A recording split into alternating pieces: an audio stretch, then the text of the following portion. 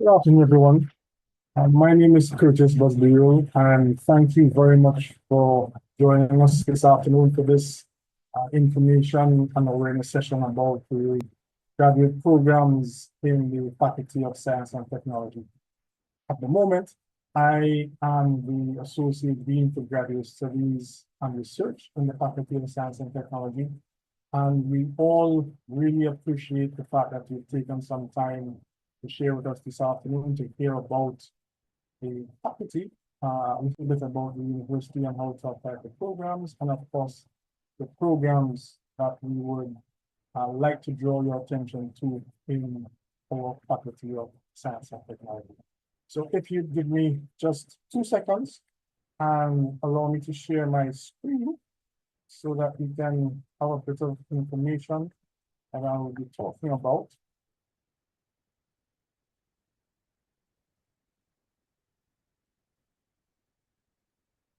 Yeah, you should be seeing it now. And as I said, I'm really appreciative of the time that you decided to spend with us this afternoon because I am confident that many of you are already employed, and so time away from the office and time away from the family and so on is really important to you all. And I will endeavor not to waste that time. But along the lines of the fact that you're probably employed, you are probably thinking of ways of maybe looking for other more interesting jobs, or maybe you'd like to be in a position where you could command a greater salary, or maybe like myself, you've read and have seen that there are many challenges that we face as a country and we face as a region in particular. And many of those challenges we here in the region feel a bit more acutely than in other areas. And we as citizens and residents of Jamaica and the Caribbean, we need to face those challenges. We need to do that. And to be able to do that, some of you may need to enhance the skill set that you would have acquired when you completed your undergraduate degree. And to do so would one certain opportunity and one avenue that you could take would be to take a graduate program or read for a research program at the University of the West Indies at Mona. And I'll give you some information about how you can go ahead and apply to join a graduate program, a bit more on maybe some of the costs that are associated with joining the program. And at the end of my 15 to 20 minutes, if I take that long, I promise you I won't take too long. You know you don't want to hear that much from me. You'll be able to get some further information from my colleagues who are other graduate coordinators for many of the programs that I'll tell you briefly about in the next few minutes. So when I made mention of challenges, there are a number that you can see on the screen that just come to mind and that came to my mind. We hear a lot about them, and we've been hearing a lot about them in recent days and recent months over the last few years. Climate change and food security. I don't know about you, but I certainly, probably at least last year, started feeling how our summers got hotter and feeling how terribly warm and almost oppressive it would be when temperatures would reach sometimes 40 degrees Celsius. We need to be able to ensure that we can what's the term that I hear again? Grow what we eat and eat what we grow. Right? That's something that I've heard on a number of occasions in Jamaica here. We don't produce any oil. And so we, over the decades, have been importing our energy sources that JPS uses. I know I don't like to look at the JPS bill because the vast majority of that bill is usually paying some exchange rates and paying for the fuel costs. And by the time I finish looking at that bill, I'm paying more for the provision of that service than I am for what I use itself. I'm getting older, see the bill? And my health, therefore, also is a concern. Things like getting scans or getting images done of various parts of my anatomy and so on. I have to think about those things. If I have my children, I also will have to be considerate and be cognizant of those things. We've all heard of ChatGPT. I'm sure many of you use ChatGPT. We are hearing more and more about successful cyber attacks and technology, the many innovations, the advances. We cannot escape them. So how do we embrace them? One of the things and one of the challenges with embracing technology is in education. And so with the advent of ChatGPT, how we deliver material in schools has necessitated a change. How can we embrace it? How can we use AI to enhance the learning experience of our children or of our students? Mathematics remains a challenge in our secondary schools and at this stage. Oh, I just dated myself, CSEC, right? And CAPE and so on. And of course, along with health and technological innovations, there's also the knowledge and use of our local flora and fauna. We don't know that much about our plants, some of our animals. I know that some years ago we thought that the Jamaican iguana was extinct, only to have found them on an island. And there's been some conservation for the Jamaican iguana. But what about other plants that could be used in the treatment of cancer or the diseases? We need to know about them. We need to know how to use them. There's so much that we don't know. And then when I look at the horizon in New Kingston, for example, and I see so many of the buildings, the apartment complexes, the townhouse complexes that are under construction, I'm amazed. I like the fact that it's happening. I question where the people who are going to buy all of these or to rent them, but that's just me and my thoughts. But we're getting a lot of the raw material, obviously, here. The rocks, the minerals, the sand. Are there any consequences to those mining procedures? How can we do that in a way that is sustainable and that does not, for example, destroy any of the endemic species that we may not as yet know about? Right? That's just a few of the things that cross my mind. How do we and how could we here as Jamaicans, as residents, meet and face challenges? And there are many more, I'm sure, that you can think of here in Jamaica and in the wider Caribbean region, and in some cases, the world. As I said, one way certainly is by enhancing your skill set. And depending on the area in which you either are in industry or from your academic background, I'm sure you can find something that would be of interest to you or that could help you in your journey towards enhancing that skill set. And so I've just made a list of the programs that we offer here in the Faculty of Science and Technology and some contacts, people you can reach out to. It's one thing to know that something exists, but you may want to have a bit of a conversation or to exchange maybe an idea or two. And so I thought telling you who you can have that conversation with would also be useful. And so in the Caribbean Center for Research in Bioscience, if you're interested, and I've indicated the research degrees in the yellow font and the taught degrees in the blue font. And so generally speaking, we have two paths that you can take. You can either come to class on evenings and sit through a few courses. And at the end of it, you have your Master of Science in your particular discipline. That would be a taught master's program, right? You also have exams at the end of those courses. Or maybe you have an idea that has been in the back of your mind maybe since you've completed your undergrad degree. And it's just something that's been nagging at you, and you're sure that you can have an influence or you can solve a problem, maybe one that you've seen and experienced in your organization.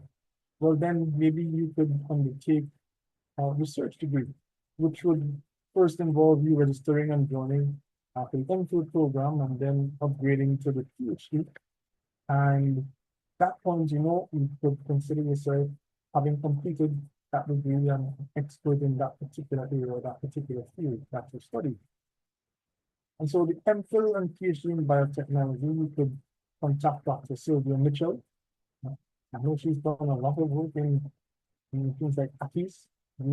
That's our national dish, right? One of the ingredients of our national dish. There's the MPhil and PhD in ethnobotany and ethnobiology. And for that, you can have a conversation with Dr. Ina van der Berg. And when you have a chat with Dr. Ina, remember I just mentioned about endemic species of plants and plants maybe that are somewhat also native to Jamaica and other areas in the Caribbean, but we're only just starting to build the knowledge about these plants and what they can do and some of the medicinal benefits that they may have. You may, in your community that you grew up in, it may be been a little more rural than where you are now, but you know of some remedies that maybe your grandmother taught you or you saw someone dispense in your community and you know that it works, but you need the scientific knowledge to reproduce that remedy. Talk to Dr. Ina. It could be the MPhil and PhD in pharmacognosy, and you can talk to Dr. Sheena Francis. Send them an email. Send anyone who you see here in green an email, and you can start that conversation, or you can continue the conversation that hopefully you may start this afternoon with some of my colleagues here who will also be joining us. And if you're interested in a taught program, the MSc in biotechnology, you could again contact Dr. Sylvia Mitchell. My colleagues in chemistry also offer MPhils and PhDs in chemistry and occupational environmental safety and health. And for the straight chemistry, you can contact Dr. Paul Mirage. And for the MPhil and PhD in occupational environmental safety and health, you can also contact Dr. Mirage or the coordinator at present for the taught programs in occupational environmental safety and health, and that's Dr. Norbert Campbell. If you're interested in food and agro-processing technology, there's the master's, there's the diploma, and there's the postgraduate certificate. And you may wonder, well, what are those three? Well, as I said, one is a certificate, one's a diploma, one's a master's. But the idea behind any of the programs where you see those three offers in particular, maybe you're in industry and you thought about, pursuing a higher degree, but you're unsure about whether one, you're in a frame of mind to do so, given all of life's other commitments and requirements. Well, you can join a program like the Food and Agro-Processing Technology program at the certification level. And you read for a few courses and you get a feel for what it's like to be back pursuing some academic endeavor. You may have been out of it for a few years, and again, you're unsure as to whether you want to get back into it. Well, you can just join at the certification level. If you decide that you want to continue, what you'd have done at the certification level will be included at the diploma level. What you'd have done at the diploma level, if you decide to continue, will be considered as part of the master's level. If you decide not to continue, well, you can come out with a certificate or a diploma, and in that way, you don't feel that you would have wasted your time because you have something, some evidence to show that you would have completed your course of study at whatever level that is that you have decided.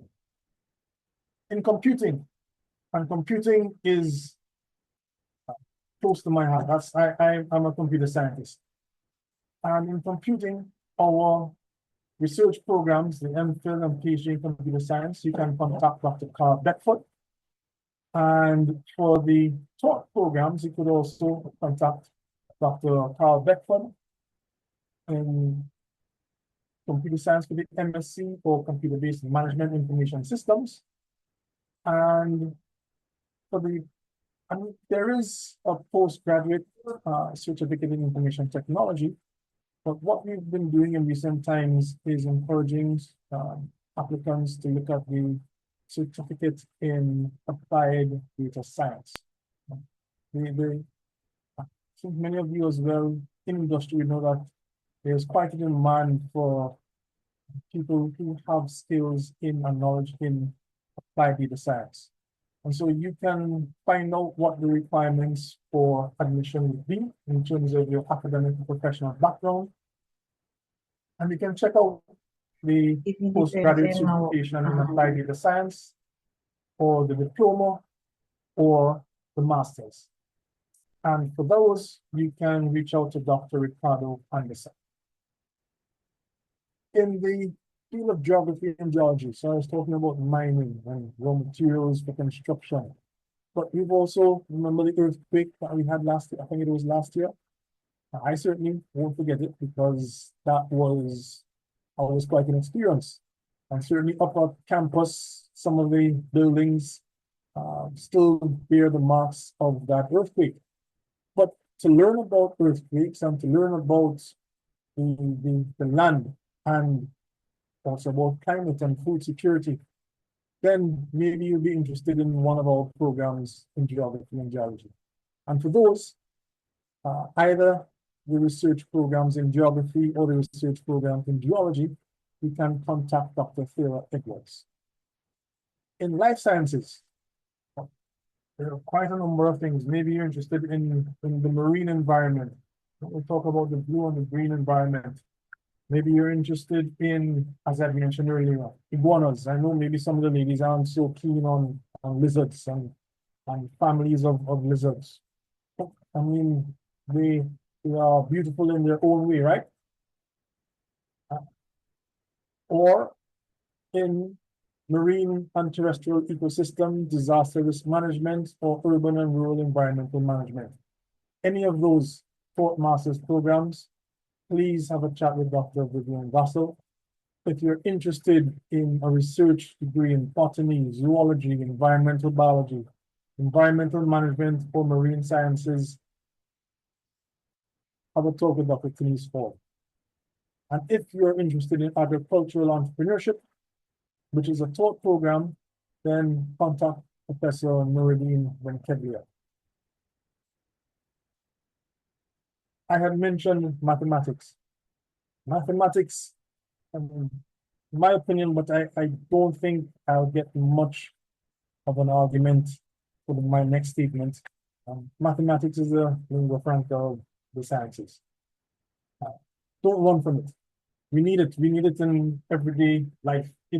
Without it, the way that we think, or in terms of our abstract thoughts in solving a problem, in expressing a solution in a way that anyone in any of the sciences, including the social sciences, could understand and replicate, we need mathematics.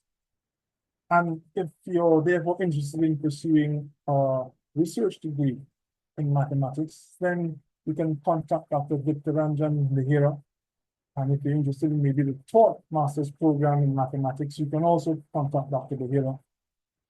If you're interested in the MSc in enterprise risk management, then you could contact Dr. Orinthia Fisher-Howe. In physics, I had mentioned JPS, and maybe one of the things that we could do is invest in a solar system, right? I know that the initial outlay, the capital outlay, may require a bit of savings, but in order to realize the cost savings over a number of years after, then it may not be such a bad thing or bad investment if you think about it from that perspective.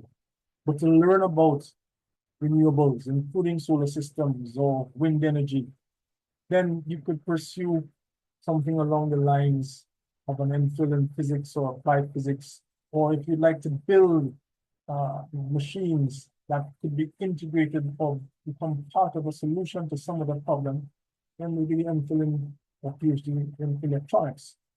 And for any of these research-based programs, you could contact Dr. Leonardo Clark. If you prefer the taught programs in renewable energy management, energy technology, digital technology, or advanced electronic systems, then you could contact Dr. Giraffe Campbell.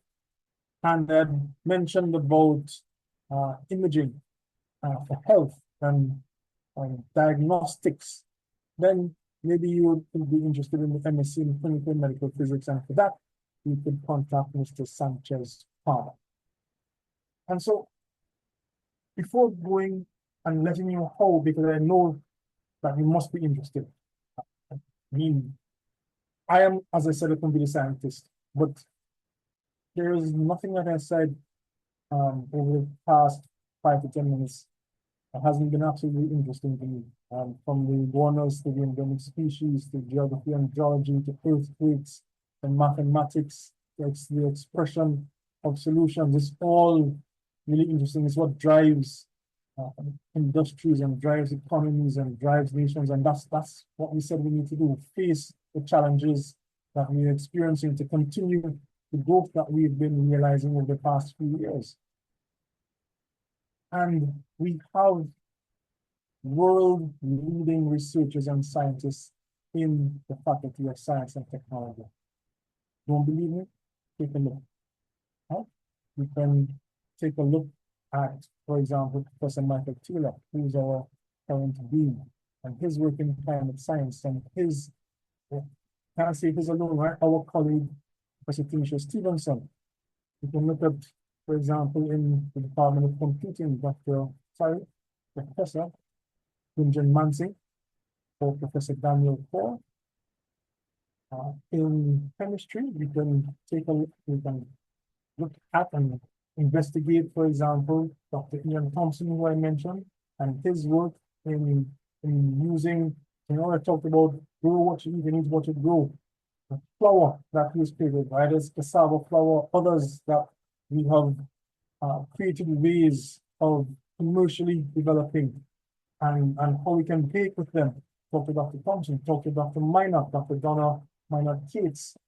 These are all world-leading scientists, right? We know what we're about.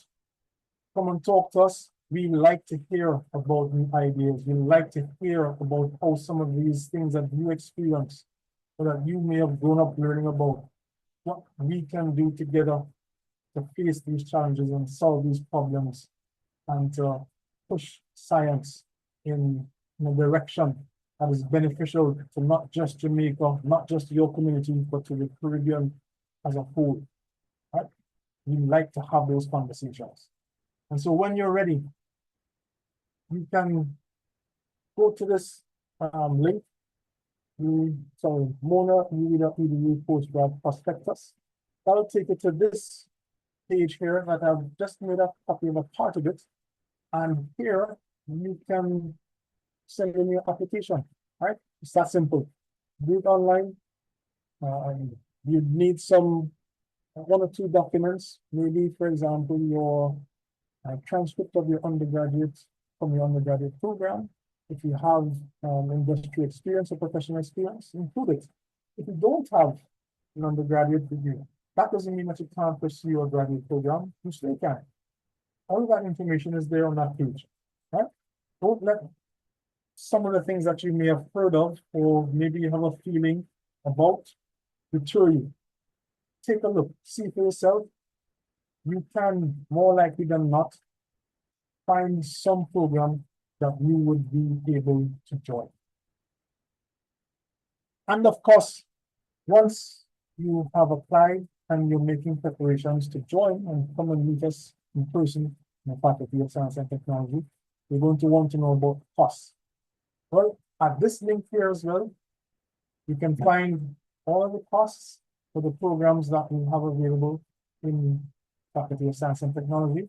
These are the costs as at this time, for this particular academic year. Right?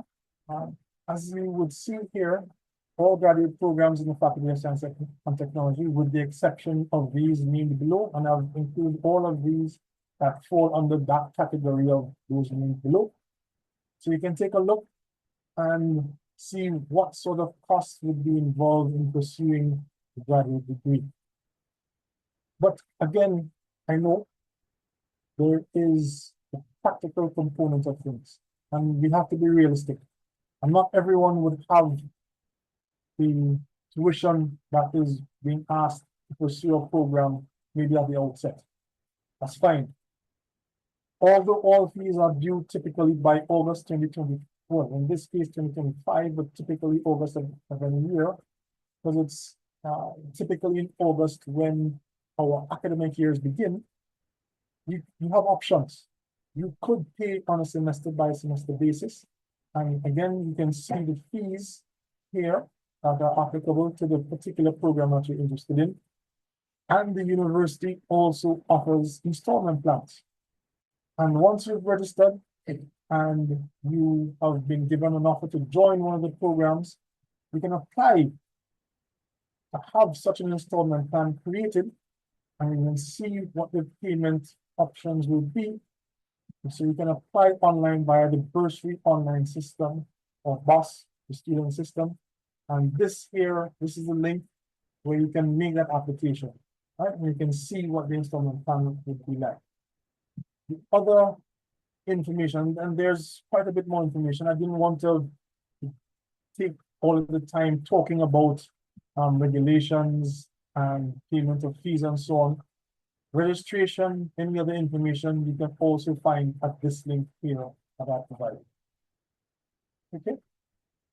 You can also pay fees through a number of options. Here's the UWI Mono e-commerce facility, and that's the URL or the link that you can follow to use that facility.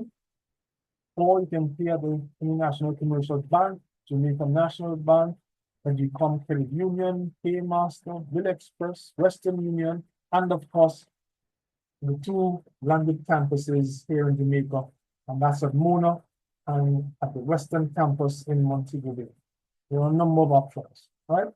Semester by semester basis, installment plans. When you're ready, there are a number of outlets or ways and means of actually making those payments. And so with that, I would like to say thank you very much. Again, we spent some time. I hope that you have at least heard and maybe seen something that has piqued your interest, and I would invite you to stick around for just a little bit longer. Our colleagues here in the FST are here to answer questions that you may have from what I've just said, or that you have had from your earlier thoughts, right? From whenever you may have contemplated furthering your academic skill set and your professional skill set through academics. And so I am looking forward to seeing some of you in the near future. And we all are hopeful to see most of you, hopefully maybe from August of this calendar year. And so with that, I will stop sharing. And I would like to say welcome to my other colleagues who have joined at this point in time. And I would like to now invite one of my colleagues, and she is Dr. Miss Ava Loi Forbes. She is situated at the regional headquarters, which is here in Mona, and she will tell you a little bit about scholarship opportunities.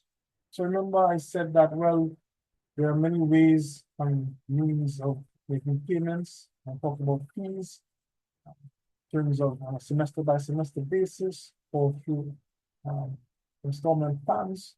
But there are a number of scholarship opportunities that we could also avail ourselves of. And I'm going to now invite Ms. Forbes to tell you a little bit about those scholarship opportunities. Ava Loi, welcome. Thank you very much for joining us. I'm going to hand the floor over to you now, okay? Thank you, Dr. Busby-Earle. Let me just share my screen a bit.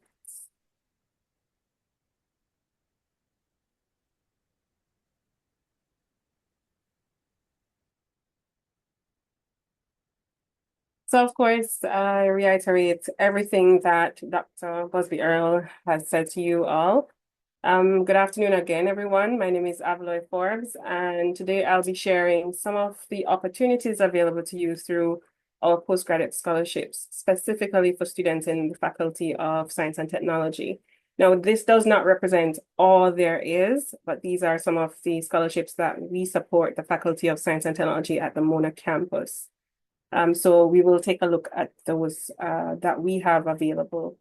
And of course, if you reach out to us, I do know there are a few others that the Mona Association for Postgraduate Students offer in terms of bursaries. Those I can pass on as soon as I get them. So even though we do not offer all of them, here sometimes becomes the hub of information for those other scholarships. So at the UWI, we recognize the financial commitment that comes with postgraduate studies, and we are proud to offer a range of scholarships to help lighten that burden while supporting your academic and professional development. And the first one that you're seeing on your screen is the CRIF postgraduate scholarships that offer up to 11,000 US dollars for a program. And the one that's available for students in the Faculty of Science and Technology is the Masters of Science in Natural Resource Management with an option in Integrated Urban and Rural Environmental Management. You can apply for the regular natural resource management when you are doing the application. CRIF manages this one on their site, and it offers up to 3 scholarships available. So there are more scholarships that are offered to all of our UWI students at St. Augustine and at Caville and elsewhere. But what we've seen, the trend is that up to 3 scholarships are available for Mona campus students. The next one that we have is the Dr. Paulino Lawrence and Dr. Carlton G. Davis Scholarship. And those are valued at 3,750 US dollars per year, with a total of 7,500 for 2 years. And these cover awards such as the Masters of Science in Agricultural Entrepreneurship, the Master of Science in Plant Production and Protection, and the Master of Science in Biotechnology. But there is an option to offer to other life sciences disciplines. A total of 6 scholarships are available under this program. This scholarship, the application is not yet open, but it will open for the next academic year. And then there is the Enid and Victor Bradley Scholarship, partnered with the International Center for Environmental and Nuclear Sciences, offers substantial funding up to 1.2 million Jamaican dollars for Master of Science programs and 1.05 million for MPhil programs. This is open to students pursuing medical physics, nuclear sciences, biomedical radiation science, and related fields. Only one award is available, so competition is keen. And then we have specialty scholarships for those engaged in research degrees in natural products chemistry. 2 special awards are available. The Wilfred Chan Award of Excellence, which is valued at 2,500, and the Wilfred R. Chan International Conference Travel Award, providing up to 1,000 US dollars for conference-related travel. These are actually open on our website. Sorry.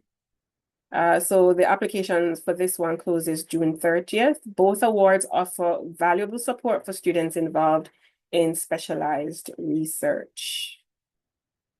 And then we have some regional and international opportunities. The OAS scholarships are also available, offering 3,000 US dollars from OAS and a 1,000 US tuition waiver from the UWI. And these are open to students across various postgraduate fields with up to 9 awards designated for the Mona campus.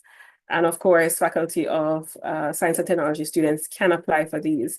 It's not quite open. They're finalizing some agreements between university and OAS, but as soon as they're available, we will also be putting a link on our website for this one. And then there is the Intra-Caribbean Mobility Program, ICAMP, popularly known as ICAMP.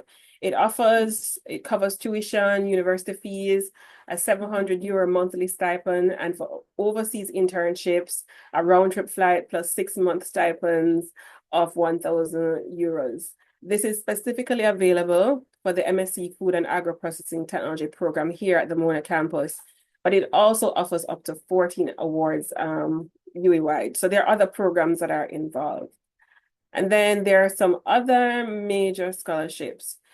We have the prestigious Queen Elizabeth Commonwealth Scholarship, offering up to 25,000 US dollars for the full duration of your program. It's like a full ride scholarship because it covers accommodation and some other things. Eligible areas include natural resource management, among others, and one award is available each year. Additionally, there is the OECS data for decision-making scholarships, and these are offered by the St. Vincent and Grenadines and the Grenadian governments. The St. Vincent and Grenadines scholarship is valued up to 45,000 US dollars, and the Grenada scholarship is valid up to $40,000. I'm just going to skip through both of them. These target postgraduate studies in statistics, demography, data science, and I think data science would be your area, economics, and related fields. So these are some of the opportunities we have. In closing, whether your passion lies in agriculture, life sciences, data sciences, nuclear sciences, risk management, or environmental research, there is a scholarship opportunity here at the School for Graduate Studies and Research at the Vice Chancellery here for you. So for more information, you could reach out to us. You can check our website because there's one application, one call for application open right now for the Wilford Chan Scholarship. And you can reach us on our social media pages at SGSR UA, and that's Facebook, Instagram, and Twitter, or X. And you can email us at gsr@ue.edu for further information. Thank you for your attention, and I wish you all the best in securing your funding and pursuing your postgraduate dreams.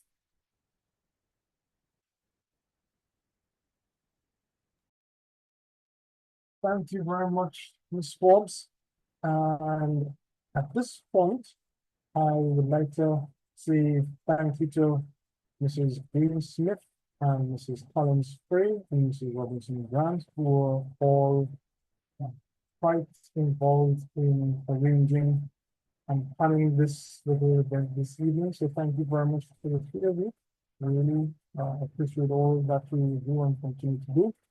And I would now like to ask Mrs. Greensmith if she could create those breakout rooms that will allow anyone, and those breakout rooms are really based upon the particular graduate program. So if you have any questions, or if you want to have one of those chats that I made mention of with one of my colleagues from the Department of Chemistry, from the Caribbean Center for Research in Biosciences, from computing, mathematics, physics, geography, and geology, any of them, now would be the opportunity to do so. So she's going to create some breakout rooms and provide an opportunity for you to ask those questions. Ms. Forbes, before you go, Ava Loi, there is a question I didn't know if we actually answer about in the chat, assistantships. Are there any such that you know of that are formally available? I know that I can answer Michaela in terms of the faculty itself, depending on the project, the research project and the researcher, there may be some opportunities, but that's something you'll have to ask the specific lead for the research project that you will be a part of. Ava Loi, anything else that you could say about assistantships? Thanks, Dr. Busby-Earle. The Mona Campus Graduate Studies and Research Office would normally give some departmental awardees, but those are organized by the campus this year and I think next year. So, and that's in collaboration with the department to tell us who are their strongest candidates for that area. So if they email me at gsr@ue.edu, I can find out some more about that from Professor Roy and her team, and I can pass that information on. In terms of other assistantships, we don't have any large ones other than the ones I've referenced, but there are some bursaries sometimes that the Mona Association of Postgraduate Students offer, but those are small grants, like small assistantships. They're not very significant. So the larger ones are the ones I spoke about today. Okay. And thank you as well for making mention of departmental awards. The Faculty of Science and Technology also offers departmental awards, but those are offered for research students. And so that as well, Yeah. once you're registered as a research student, then your department can make an application on your behalf for you to be a departmental awardee. So yeah, there are those options as well. I do have one more question. I'm sorry. Um, Thank you so much for this information. It's very important to me as a student. And another question that I have is as to for I'm an international student, and I was just wondering if there are if this informational session is for this year or it is for next year upcoming. Okay, so you can make an application now, but that application will need to start in September of this calendar year, so September 2025. The information is um, general for almost any year.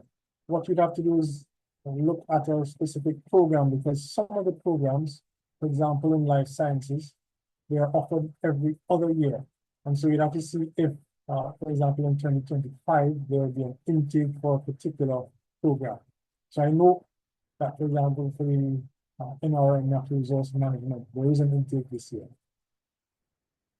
Okay, thank you very much. So you're welcome. Ava Loi, there's another question.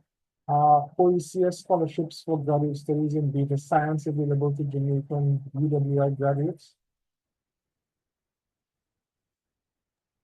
Okay, that's the one from Justin What? I think I answered that one. So Okay. the OECS, which is Organization of Eastern Caribbean States, they only offer scholarships currently for Vincentian and Grenadians. Not for Jamaicans at this time because we do not belong to the OECS. Okay. Yeah. Okay, thank you very much. And I see Colin Smith Brooks has asked if you can do a double MSc, and if you could do a double MSc, would it be something that's recommended? Well, Colin, everything. You can apply for any number of MSc programs. I think there is a limit to up to 3 in any particular faculty. Don't quote me on the faculty, but I know you can obviously apply for more than one. Once you qualify, in other words, your academic background and if that is something that is also taken into consideration for the particular program that you're applying for, includes your professional experience. If the two enable you to be given an offer for more than one program, then you'll be offered more than one program. But you will only be able to register and accept one. And so, no, you can't do a double MSc. You can only accept one of those that you could be offered the job. Okay? Any other questions?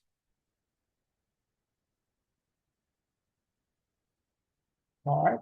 Well, Mrs. Green Smith, if you can tell me if you're ready to set up and move into the breakout room. I'm coming, Justin. I see your forces on the left.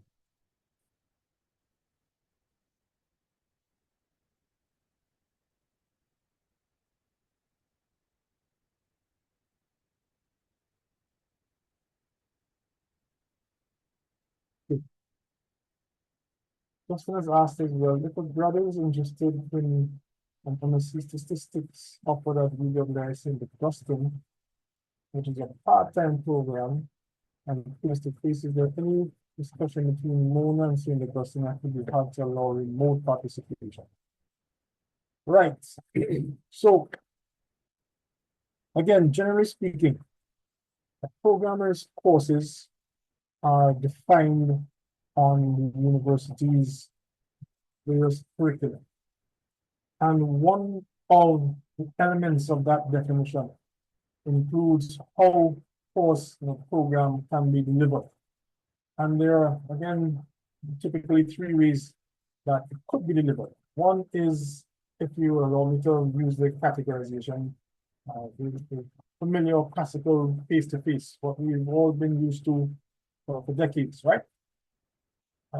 Certainly since the advent of COVID, we were forced to push things almost completely online because there was no allowance for face-to-face interaction. And so there's the face-to-face on one end, there's the online on the other. In between, there's the blended mode of delivery, where some of it could be at the level of the course, where some of the content could be delivered online, and some of the content could be delivered face-to-face. But the program and its courses and its component courses, you have to have that definition of their mode of delivery, face-to-face, blended, or online. Now, if it's a part-time program that's offered in St. Augustine, you have to inquire about the delivery, the mode of delivery. And whereas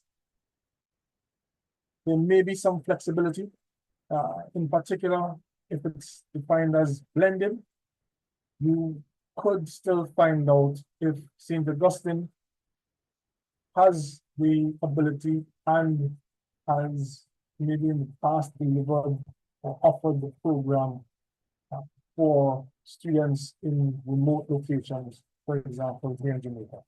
And so I'd ask that you check with the coordinator or maybe the HOD in the Department of Mathematics in St. Augustine. And I'm sorry if I'm incorrect that the MSc in statistics resides there. It could be maybe in the Department of Economics. Regardless of the home of that program, I think you should consult either the coordinator or the department head in which that program resides, right? And Serena Atkins, she's interested, or you're interested in MSc in adult entrepreneurship. Is there a way to complete the program in 1 year? Well, that's also a good question. For any of our programs, it depends again on the definition and which courses in a particular program are offered in which semester. So, for example, the typical top master's program would be somewhere around 30 something to 47 credits. That means you could take about 8 to 9 courses. And it's, again, typically spread across maybe 2 successive academic years. So that means somewhere between 18 months to 24 months. If, however, sorry, let me back up a little. We have, again, generally 3 semesters, semester 1, semester 2, semester 3. Semester 1 begins in August, ends in around December. Semester 2 begins either late January or early February, ends around now, April, beginning of May. And then the 3rd semester typically starts somewhere around June. Now, if a program has defined its courses so that it can be offered, or those courses could be offered in multiple semesters, and depending on the particular schedule which department will publish, right, ahead of time, for which courses are to be offered in which semester, then you could potentially complete a program in 1 year. So, for example, you could take 4 courses in semester 1, and let's say the program has 9, right? 9 courses in total that will satisfy your credit requirements for the award of the master's degree. You could take 4 courses in the first semester. If you're successful, you can then take another 4 courses in the second semester, and you could then, as quite a few of the programs involve a project, you could do the project in the 3rd semester. And that way you would have finished, or you would be able to finish a program within 1 academic year. So it is possible, right? Can you do another MSc after finishing one MSc? Yes, Colin, you can do any number of MScs or degrees that your heart desires. There's nothing stopping you from doing any number of them. And will this presentation be available online for reference? That I can't answer as yet. I have to ask the ladies who instruct me. My three bosses, I made mention of them. In particular, Mrs. Green Smith and Mrs. Collins Field. They would have seen this and would have heard this question, so they'll let you and let us know what their plans are for the availability of the slides. One of those same bosses that I mentioned, Mrs. Green Smith, has informed me that the breakout rooms are available. You can join the program that you're interested in by selecting that particular breakout room. And let me just take a look at some of these of the breakout rooms. So the names of the breakout rooms, the abbreviations are FAPT, or Food and Agro-Processing Technology. OSH is the Occupational Environmental Safety. NRM is Natural Resource Management. COMP is Computer Science. Agricultural Entrepreneurship. The research degrees is in one. REM is Renewable Energy. And Clinical Medical Physics is, well, there's not been any abbreviation for that. CCRIB, as I mentioned, is the Caribbean Center for Research in Biosciences. And then there's the biotech or biotechnology programs. So, ladies and gentlemen, please join one of these, and you can join one, drop out, leave another. There's no such limitation to joining one and only one breakout group. Get all the information that you would like. Talk to my colleagues. They can give you much more detailed information about any particular program than I could. And once again, thank you to all of you for joining us here this evening. And thank you to my colleagues for joining.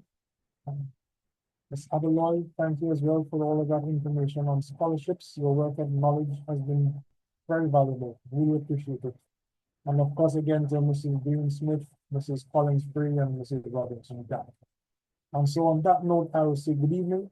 And I again hope to see many, if not all of you, come September. Okay, thank you very much.